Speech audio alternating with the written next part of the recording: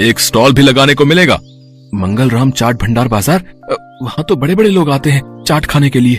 अरे तभी तो कह रहा हूँ, अगर जीत गए तो रोज की अच्छी खासी कमाई होगी और 5 लाख मिलेंगे वो अलग। मंगलराम चाट भंडार कोई ऐसी वैसी जगह नहीं थी, बल्कि शहर का फेमस चाट बाजार था, जहाँ शहर के बड़े बड़े लोग चाट खाने आते थे और कई टूरिस्ट भी वहाँ आते थे।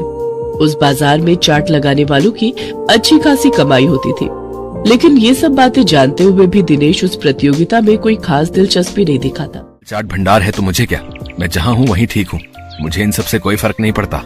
उधर भोला और राजू उस कंपटीशन के बारे में सुनकर आपस में कहते, भोला, इस कंपटीशन को तू जीते या मैं, मुझे कोई फर्क नहीं पड़ता, बस कोई और नहीं जीतना चाहिए। हाँ भाई, बस एक उस दिनेश का ही डर था, लेकिन वो तो हमारी कृपा से फेल हो चुका है, तो अब हम दोनों के अलावा उस कंपटीशन को कोई जीत ही नहीं सकता। अगले दिन हीरो भोला और राजू से मिलने आता है। क्यों भाई, मान गए ना मुझे? आखिर मैंने शराब और जुए की लत लगाकर उस दिनेश के धंधे को चौपट कर ही दिया भैया। तुम्हारे एक बार कहने से ही तुम्हारे दुश्मन को कैसे ढेर कर दिया मैंने। अगर वो ढेर नहीं होता तो हमारा धंधा आबाद कैसे होता भाई? उसकी पेप्सी पानी पूरी ने तो हम लोगों का धंधा ही चौपट कर दिया था भाई। तभी उनकी ये सारी बातें दिनेश सुन लेता है और अपने किए पर उसको बहुत पछतावा होता है।